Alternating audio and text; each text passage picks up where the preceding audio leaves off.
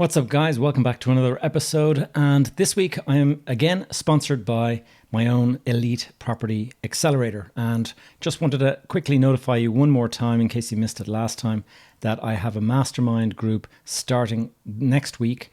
And in fact, this week, the week that you're listening to this podcast, is going to be the week that the new mastermind is launching.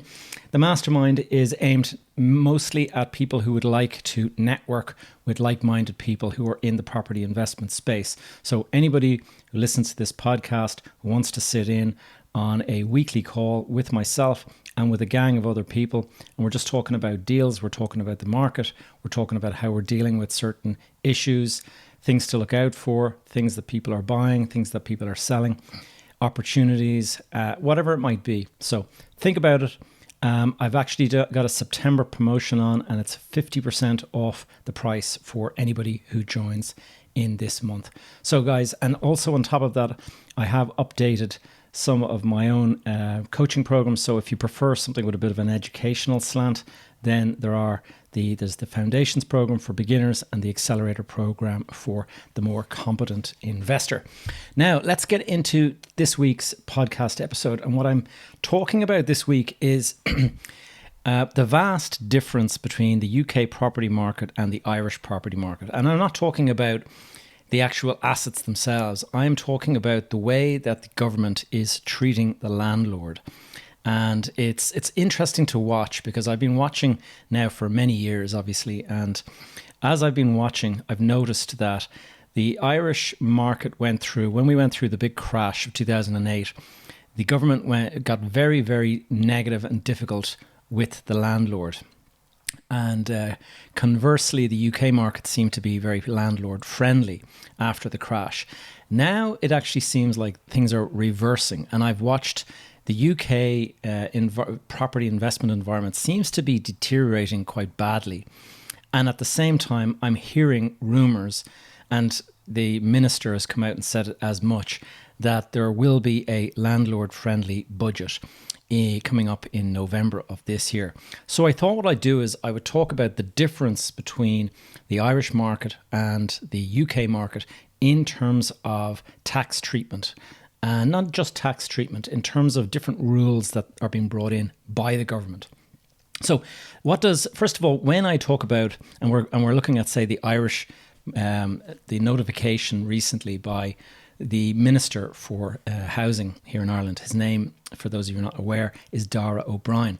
And he did a media interview, and this happens a lot, where people go out and they start sort of saying, this is what we're going to do in the future and stuff. And a lot of the time it's like a popularity contest. They're going to see what points that they make resonate well with the public and things like that. And don't forget, these are all political sort of appointed people. And so they're all trying to keep their jobs and make themselves as popular with the electorate. However, when people come out and say things like it's going to be a landlord-friendly budget, it's the first time I can remember hearing that for a long time. And the reason it's so kind of surprising to hear it is that in 2008, we went through this massive crash, and a huge amount of blame in terms of the public opinion was that developers, property investors, and the banks were responsible for crashing the economy. And it wasn't just the Irish economy, it was worldwide. It was seen that the property market had inflated across the world, and it was the reason that we went through this kind of massive correction. And so naturally enough, there was a lot of public opinion that was very much against the landlord. Certainly here in Ireland, I can remember, I was abroad for many of those years, but I can remember I had assets here in Ireland, and I can remember the taxation on them was pretty awful. And it's only recently that they're starting to make noises that this could be improved. So it's interesting to sort of sit back and watch this happening. Now, what the interview with the minister said was he used the term that he is pushing for the following. Now, obviously, that is politicians speak. When people say pushing for, it doesn't mean that it's definitely going to happen. It means that there's going to be a budget, and the Minister for Finance is going to be the ultimate decider of that. Him and the Prime Minister, the Taoiseach. And those guys will sit down and they'll agree But all of the different portfolios, all of the different ministers out there, they are all looking at this, at their portfolio and saying, right, what would we like? And the health minister will obviously be putting in all of the things that he'd like to improve. You're going to have the housing minister putting in everything they want to improve. You'll have the different departments that look after social welfare and whatever it might be. All of them are putting in their best foot forward, basically saying, give us this amount of money and we'll be able to improve things. And ultimately it boils down to, what is the amount of money in the pot to actually allow all this happen? And so some people are going to be disappointed. Some people are going to get more of what they wanted than they didn't get. And so when you hear something like pushing for, it's important to remember that this doesn't mean that it's in the bag, but that there is going to be a fight for this kind of allocation. The first thing he said was that there is going to be an increase in the rental tax credit. Now, here in Ireland, if you are renting, you're entitled to €500 off of your annual property or annual income tax if you're renting. And what he wants to do is increase that to 800 a month. And the purpose of the rationale behind the increase from 500 to 800 is that they did some sort of survey, and they reckon that the vast majority of people, if you take the average across the entire country, the average individual who is renting is paying 800 a month. That would be the average across the state. And obviously some people in some markets are paying less, some people are paying more, but that would be the average. And the rationale behind an increase to 800 is that they want to be able to say that you're getting 1 month a year rent back, basically, in the form of tax breaks. So whether or not it happens, it'll be interesting to see. Now, more important, that is the renters, obviously. And that will mean that there's a little bit more money in the pocket of the investor. But you guys listening, I have no doubt you're much more interested in the landlord side of it. And what they're saying is that there is going to be meaningful and effective measures to retain and attract good landlords. Now, I think the key word that I've kind of underlined in that sentence is attract. Okay, so to retain and attract good landlords. So at the moment, if you're following at all, you would be aware that there is this exodus from the rental market. A lot of people have just noticed that there's just so much hassle being a landlord lately, with all of the rules and regulations and bringing in the renters tenancy board, or the rental tenancy board with the RTB. There's so many rules around that, and there's so many restrictions on evicting somebody if they stop paying rent and all this, that a lot of people have just decided, I've had enough of this, I'm out. So there has been a mass exodus from the market. And the fact that they're now saying that they want to retain and attract landlords would suggest that they're obviously going to put in some measures that would be sufficient to actually make people sort of stop and think and say, okay, let's do this. And I think the reason they have to do this is because the housing market in Ireland is absolutely broken. And it's a combination of factors that have caused it in terms of supply and demand. But on top of that, to make matters worse, a lot of landlords are just bailing out of the market.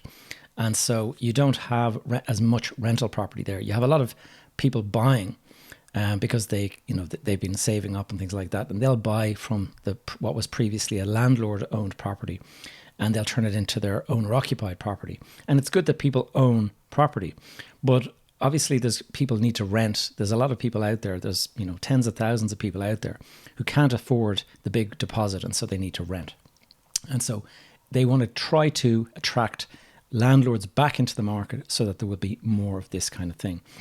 Now, on top of, what does it mean to basically say that you're going to try to retain and attract? Well, what they've said here is that it will be an income-based tax break for landlords. And an income-based tax break, the reason behind that is they're saying that 84% of all homes that are in the rental market are owned by landlords that own just 1 or 2 properties.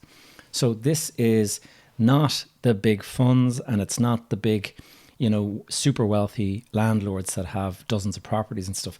It is mostly the, as you might say, mom and pop investor who owns just one property rental or two properties that they're renting out.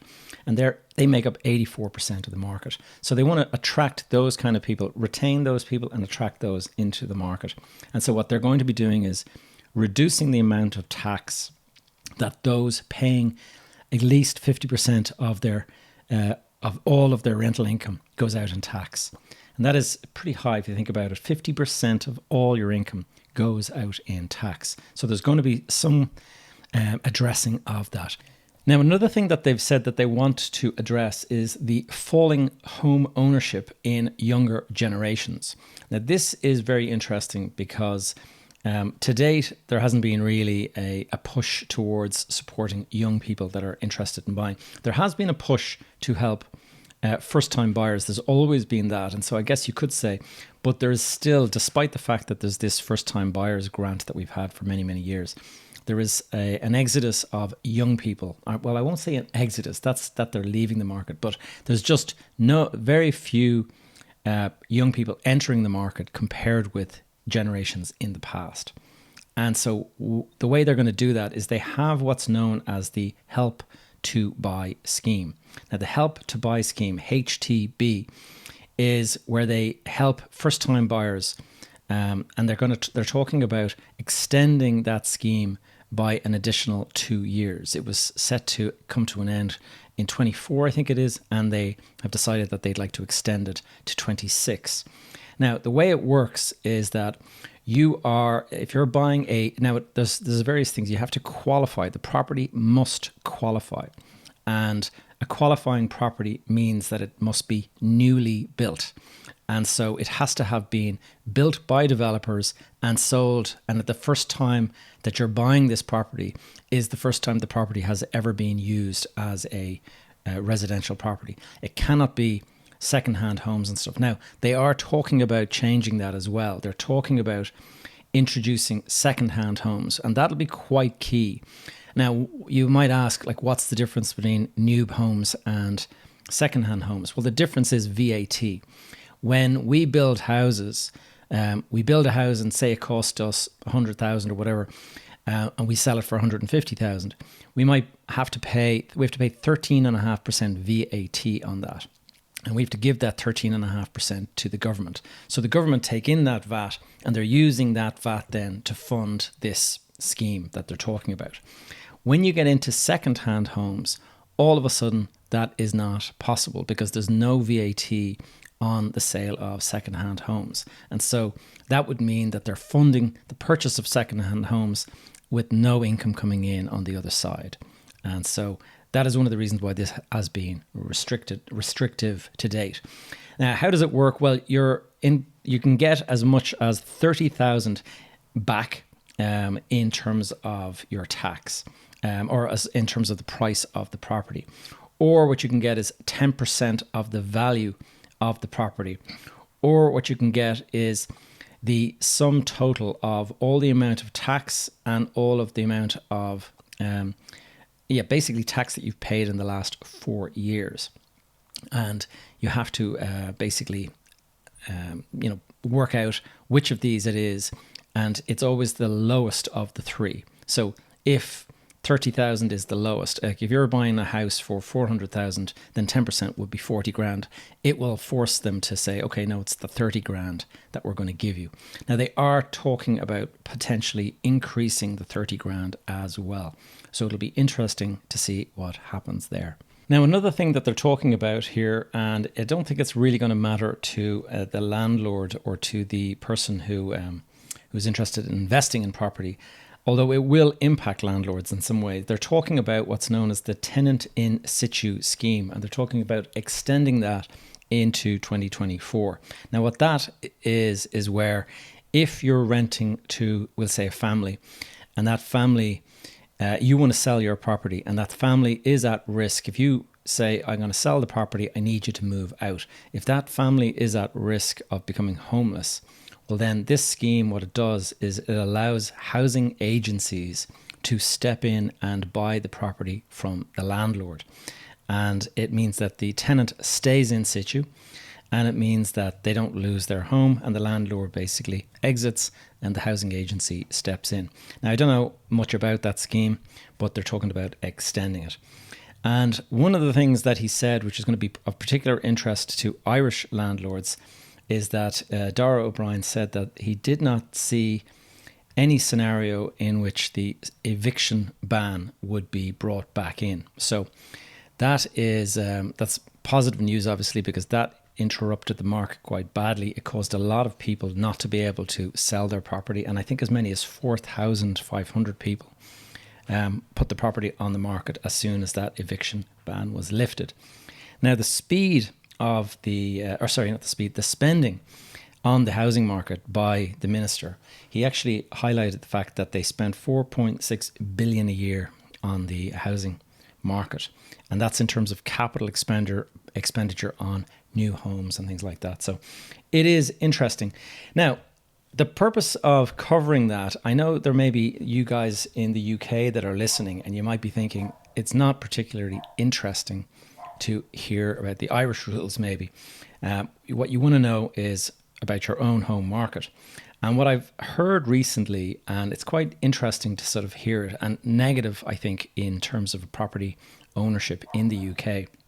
Sorry about the dog in the background here. Let me just try and sort that. Sorry about that. I am filming from my new home, my new office on the top floor here, and I'm still getting used to what's possible when I'm recording at home.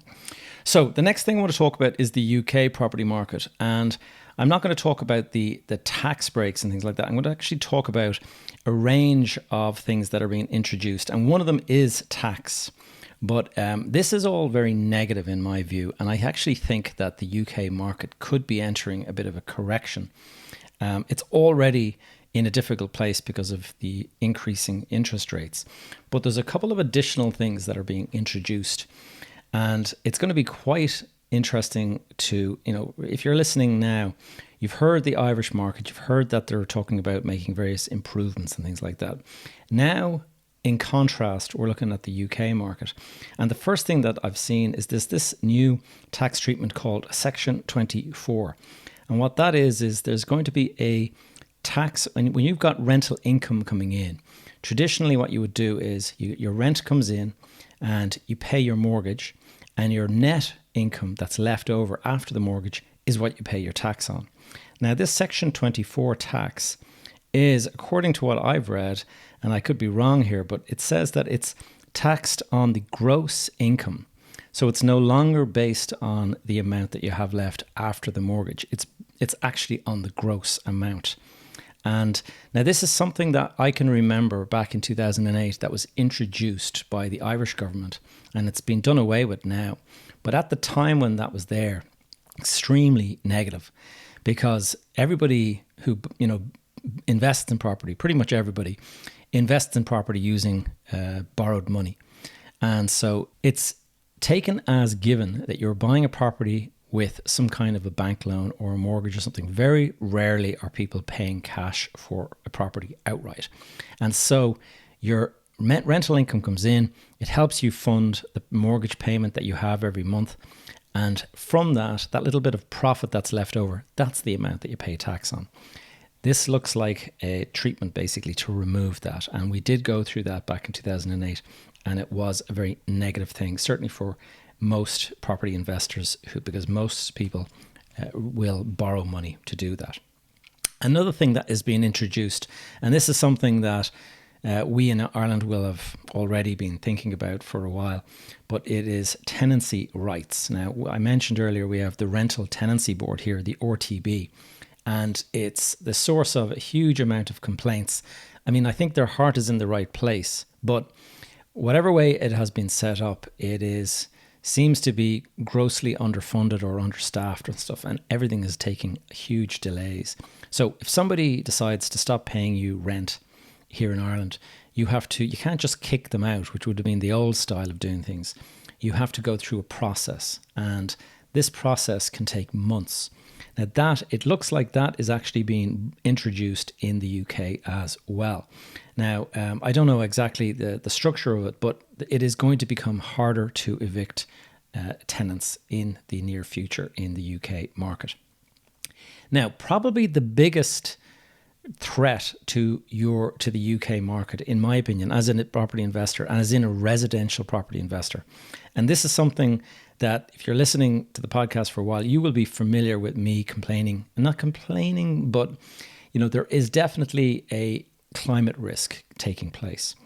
And we have here in the Irish market, we have the BER, which is our energy rating for our buildings and for our property. In the UK, it's more familiar to you as the EPC, or the Energy Performance Certificate. They're both the exact same thing, though, and I've spoken about this recently. But in the UK at the moment, if you're renting property, if the property must have an EPC rating somewhere above an F. So that means E, D, C, B, or A. And if you're in that category, then that's it, fine. You can rent the property. But as soon as you hit F, that F stands for fail, essentially, and it means that you cannot rent the property. Now, that is the same here in the Irish market, as far as I know.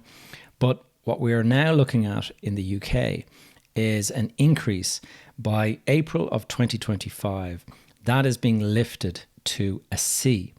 And so in order to rent your property to any tenant at all, for it to be qualifying to actually rent out, it will have to have an EPC of a C rating. Now, that is a substantial increase in the energy rating of the property. So you're talking about insulating, you're talking about probably putting in double glazed windows, you might have to change your heating system, all that kind of stuff. And if you think about that, the biggest issue is that all costs money. And if you're not willing to spend the money, then you won't be able to rent the property any longer. Now, the only reason, and that is most definitely a negative, that will be a reason for many people who are already this tax increase you're looking at. But in addition to that, interest rates have shot up in the last few years, and a lot of people are, looking at doubling of mortgage payments and stuff. But now, in addition to that, you're looking at a situation where you're going to have to invest in your property to bring it up to a C rating within the next year and a bit. If you're not up there by April of 25, then the property will not be rentable. And now, I would not suggest that the Irish market sit back and relax at the same time. I would think that this same ruling could actually be introduced to the Irish market. I've seen the energy performance of buildings, certainly commercial buildings, is a big focus of the government, and any department or any state-related company is unable to rent a property unless it has a rating of an A3 or higher. And if they're renewing an existing lease, it has to be a B. And so you can already see that it's in terms of commercial buildings, it's in focus. And I would think that in the Irish market, certainly there is possibly a risk of similar rules being introduced.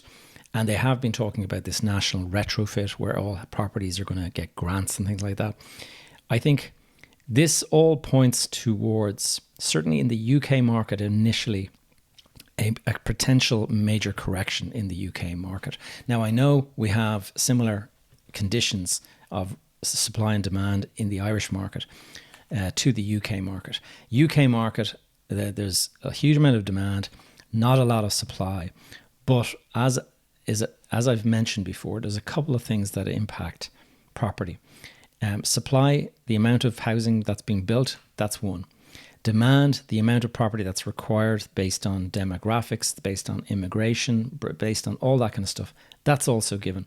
But then there's affordability. And in the last couple of years, we had interest rates that were hovering around 1% or something.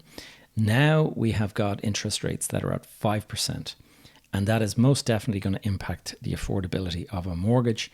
And that is not to say there's other difficult things that you're also trying to pay for, between cost of living going up, housing costs are going up, obviously. Grocery shopping has gone up, fuel bills have gone up, like everything has gone up across the board. And so I think we are in for potentially a couple of difficult years. And it is good to see that at least the Irish government are trying to get out ahead of it by bringing in a landlord-friendly budget. But it's interesting to see that the UK seem to be going the opposite direction and seem to be kind of like trying to drive landlords out of the market by the looks of it. All right, guys, I hope you found this video useful. If you did, please hit the like button down below.